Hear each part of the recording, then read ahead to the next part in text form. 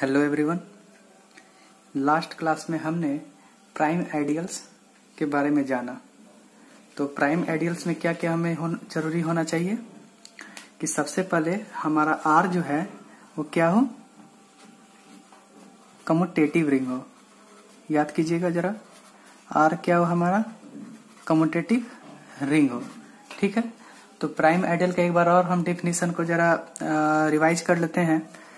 तो prime ideal क्या होता है कि ए एक प्रॉपर आइडियल हो। आइडियल क्या होता है ये आपको पता है, ठीक है। प्रॉपर मतलब कि आर के इक्वल ना हो, है ना, और नॉन एम्प्टी हो। तो ए हमारा प्राइम आइडियल तभी कहलाएगा यदि हम कोई भी एलिमेंट उठाएं a comma b belongs to R और ये बोले कि ए बी जो है वो मेरा किस में जा रहा है, ए में जा रहा है। तो हमारे पास क्या आना चाहिए, या तो ए हमारा कैपिटल ए में आ जाए या फिर बी हमारा कैपिटल ए में आ जाए। इन दोनों में से कोई एक एटलीस्ट जरूर ट्रू होना चाहिए। लास्ट के एग्जांपल्स में हमने क्या देखा था कि जेड के कितने प्राइम आइडियल्स हैं, काउंटेबली में नहीं, यानी कि एनजेड जो है जो कि सबरिंग हो रहे थे ये एक आइडियल भी हुए। ये प्राइम आइडियल तभी होगा कब, जब हमारा एन क्या हो, प्राइम हो। ठीक है, उम्मीद है कि आप सभी ने बहुत सारे एक्सरसाइजेस को जरूर ट्राई किया होगा। तो आज हम टॉपिक स्टार्ट करते हैं मैक्सिमल आइडियल। इस पे एग्जाम्स में बहुत सारे क्वेश्चंस भी आते रहे हैं और आएंगे भी। ठीक है, आईआईटी का जब एग्जाम 2005-06 के करीब में जब होता था तो मैक्सिमल आइडियल से ज्यादा सवाल आते थे। तो चलिए, मैक्सिमल आइडियल के हमें क्या जरूरत है, सेम एज इट इज कि आर हमारा क्या होना चाहिए, कम्यूटेटिव रिंग होना चाहिए, यानी कि let R be a commutative ring. ठीक है, तो अ प्रॉपर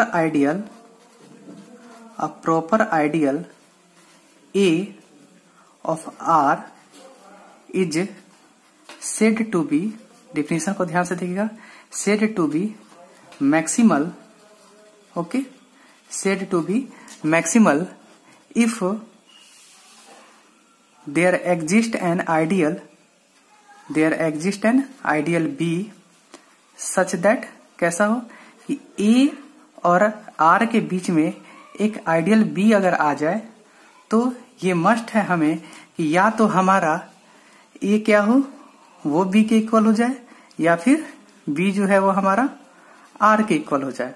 ठीक है, जरा ध्यान से इसे देखिएगा आप सभी कि अगर R हमारा कम्यूटेटिव रिंग है और A हमारा क्या है, प्रॉपर आइडियल है, तो इसे हम मैक्सिमल तभी कहेंगे जब हमें अगर बीच का कोई भी आइडियल मिल जाए। अगर हमें बीच का A और R का बीच मतलब मान के चल रहे हैं कि A और R के बीच में अगर ऐसा B आया तो या तो वो B A के इक्वल हो जाए या फिर वो R के इक्वल हो जाए। ठीक है, तो इस A को हम क्या बोलेंगे, मैक्सिमल आइडियल।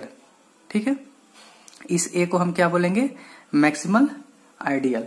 ठीक, तो एग्जाम्पल के तौर पे अगर यहां पर हम जैसे प्रीवियस एग्जाम्पल में देखें कि आर हमारा जैसे जेड है, ठीक है, आर हमारा क्या है, जेड है, और हम ए अगर एन जेड ले लेते हैं। ठीक है, ए हमने क्या लिया, एन जेड ले लिया। तो जरा ये देखिए कि ये एनजेड चूंकि आइडियल जरूर है, प्रॉपर भी है, अगर हम n ग्रेटर देन 1 लेके चल रहे हैं तो, ठीक है, या लेस देन -1 लेके चल रहे हैं तो, ठीक है, n इक्वल टू जेड है। ये मैक्सिमल कब होगा, n की किस वैल्यूज के लिए मैक्सिमल होगा। जैसे कि प्राइम आइडियल्स में तो हमें दिख गया था कि n हमारा प्राइम होगा तो ये मैक्सिमल होगा। ठीक है, तो ओके, तो एनजेड को मैक्सिमल होने के लिए हमारे पास हम रिजल्ट ये लिख रहे हैं कि एनजेड इज मैक्सिमल, इसे प्रूव भी करेंगे, N Z is maximal if and only if N is prime, यानी कि एनजेड हमारा मैक्सिमल आइडियल तभी होगा जब एन हमारा क्या हो जाए, प्राइम नंबर हो जाए। ठीक, चलिए थोड़ा सा प्रूफ आज इसकी हम ट्राई करते हैं। पहले हम मान लेते हैं कि हमारा एनजेड जो है वो मैक्सिमल है, यानी कि नेसेसरी पार्ट। ठीक है, तो let N Z is maximal. Okay, N Z हमारा क्या है, हमने मान लिया कि मैक्सिमल है।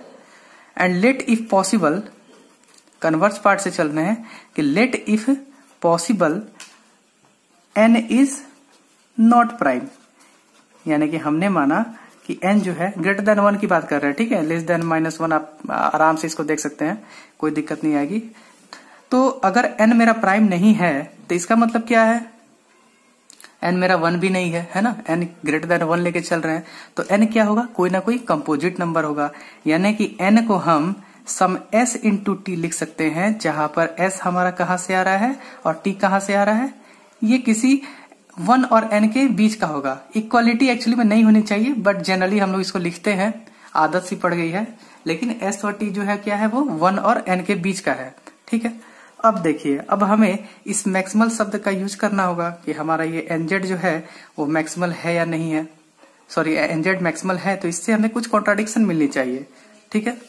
ओके, अब देखिए हमने क्या किया कि इस nz को क्या हम कह सकते हैं कि ये जो nz है वो हमारा s इंटू जेड वाले आइडियल के बीच में है, क्योंकि हम यहाँ पे क्या बोल रहे हैं आपको कि s और t क्या होने चाहिए, 1 से बड़े, ठीक है, लेस देन n, तभी तो लिख सकते हैं ना, कंपोजिट नंबर है तो, ठीक। तो अब देखिए, अगर ये मेरा, हम इसको मैक्सिमल बोल रहे हैं, इसको क्या बोल रहे हैं, मैक्सिमल बोल रहे हैं, ठीक, तो बीच का कोई भी मेंबर अगर आ रहा है कि ये एक आइडियल है ही, सारे nz जो क्या होते हैं वो आइडियल होते हैं, तो इसको या तो z के इक्वल होना पड़ेगा या फिर sz को nz के इक्वल होना पड़ेगा। तो अगर हम ये देखें, क्या sz मेरा z के इक्वल हो सकता है, ये ऐसा क्यों बोल रहे हैं, क्योंकि nz हमारा मैक्सिमल गिवन है। क्या sz z के इक्वल हो सकता है, तो नहीं हो सकता है, क्यों, क्योंकि s हमारा क्या है, वो 1 से बड़ा है, तो यहाँ पे दिक्कत आ गई, यानी कि ये पॉसिबिलिटी ट्रू नहीं है।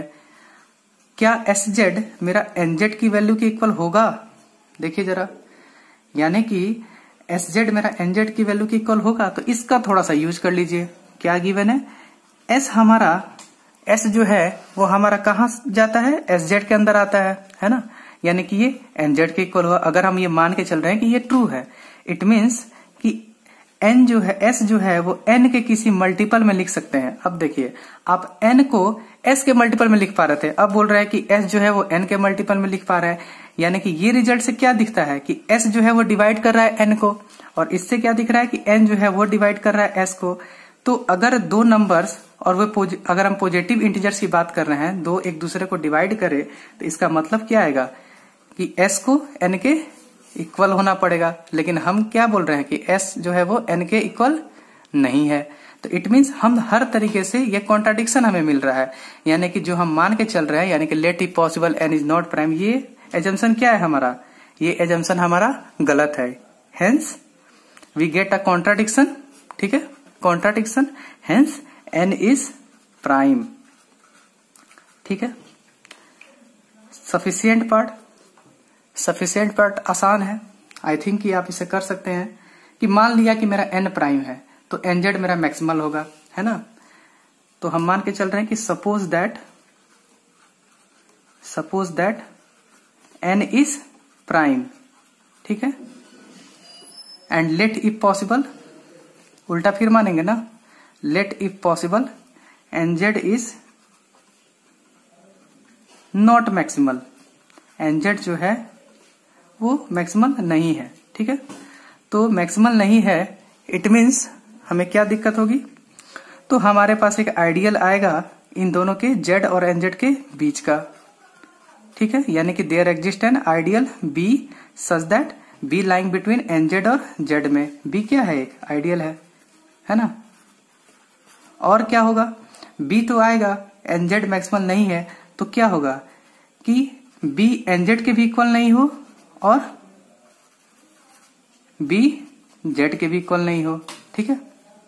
देखिए, तो हम ये मान के चलते हैं, हम ये मानकर चल रहे हैं कि हमारा जो n है वो क्या है, प्राइम है, तो हम n इक्वल टू p लिख देते हैं, ठीक है, इससे कोई दिक्कत नहीं आनी चाहिए। n इक्वल टू हमने p ले लिया, और क्या बोल रहे हैं हम कि nz यानी कि pz जो है वो बी का सबसेट है, बी जो है वो जेड का सबसेट है, और बी जो है वो पीजेड के इक्वल नहीं है, और बी जो है वो जेड के भी इक्वल नहीं है ना। तो इसका मतलब क्या हो रहा है, अब देखिए पी जो है वो बी में कांस्टेंट है कि नहीं, बिल्कुल कांस्टेंट है। क्यों? क्योंकि पी जो है वो पीजेड में कांस्टेंट है, और पीजेड जो है वो बी में कांस्टेंट है ना। ठीक, पी हमारा बी में है, ठीक है, ओके। उसके बाद हमें क्या मिलेगा, जरा सोचिए। पी हमारा, पी जो इंटीजर हम मान रहे हैं यानी कि जो प्राइम नंबर है वो बी में है, और बी जेड में है, ठीक है। तो हमारे पास एक एलिमेंट मिल गया जो कि बी के अंदर है। तो हम मान के ये चल सकते हैं कि let we can assume that कि let there exist some r belonging to b such that r is not belonging to pz। ऐसा क्यों मान सकते हैं? अब देखिए b जो है हमारा pz के इक्वल नहीं है, यानी कि b के पास p के मल्टीपल्स के अलावा भी कोई नंबर है, वही नंबर तो हमने बोला कि वो r है। इसका मतलब क्या हुआ, अगर r pz में मेरा नहीं है, it means p does not divides r। तो यहां से आप क्या कह सकते हैं, क्या p और r का जीसीडी 1 होगा? बिल्कुल होगा। p डिवाइड ही नहीं कर रहा r को, और p क्या है, एक प्राइम नंबर है। तो जब प्राइम नंबर डिवाइड ही नहीं कर रहा है r को, तो इनके बीच का जीसीडी क्या होना चाहिए, 1 होना चाहिए। तो यानी कि अब हम देखिए, अब इसका लीनियर कॉम्बिनेशन का यूज करेंगे, यानी कि there exist x y belongs to Z such that we get p x, ठीक है, plus r y is equal to 1, ठीक है, p x plus r y is equal to 1। अब देखिए P जो है वो मेरा pz में था, यानी कि B में भी है ना। तो ये चीज किस में गया, B में। R जो है वो B से उठाया, तो RY भी किस में गया, B में ही जाएगा। क्यों? क्योंकि B क्या है, आइडियल है, B इज आइडियल, ठीक है। तो इसका मतलब ये दोनों वैल्यूज, चूंकि क्लोजर प्रॉपर्टी है प्लस के अंदर, तो दोनों का प्लस भी कहाँ जाएगा, B में जाएगा। यानी कि यहां से हम बोल सकते हैं कि 1 जो है वो B में गया, ठीक है, 1 जो है वो मेरा B में गया। तो अब हम ये कहेंगे कि B जो है वो मेरा Z के इक्वल होगा, हम ये प्रूफ करना चाहते हैं। तो देखिए B एक आइडियल है, आप कोई भी Z इंटीजर उठाइए, for all n belongs to Z, ठीक है, for all n belongs to Z। हम बोलना चाह रहे हैं कि ये n जो होगा वो B के अंदर होगा, है ना। तो कैसे संभव है, क्या हम n को n इंटू 1 लिख सकते हैं? बिल्कुल लिख सकते हैं। 1 कहां से आ रहा है, B से आ रहा है, और 1 B से आ रहा है, और B क्या है, आइडियल है, यानी कि बाहर वाले एलिमेंट्स यानी कि Z के एलिमेंट्स के मल्टीप्लाई के बाद भी ये किस में जाएगा, फाइनली B में जाएगा। क्यों? क्योंकि आइडियल जो होता है वो बाहर के एलिमेंट्स के साथ और एक अपने एलिमेंट्स के क्लोजर के साथ में अपने आप में एब्जॉर्ब कर लेता है। इट मीन्स B को क्या होना पड़ेगा, आप सारे n के लिए मान रहे थे तो B को Z होना पड़ेगा। हेंस हमने क्या मिला हमें कि nz is maximal ideal of Z if and only if my n is prime. इसे आप जरा अपने से भी एक बार प्रूफ कीजिए और समझने का प्रयास कीजिए, ठीक है। नेक्स्ट लेक्चर में हम और आगे के एग्जांपल्स को जरूर देखेंगे, ठीक है।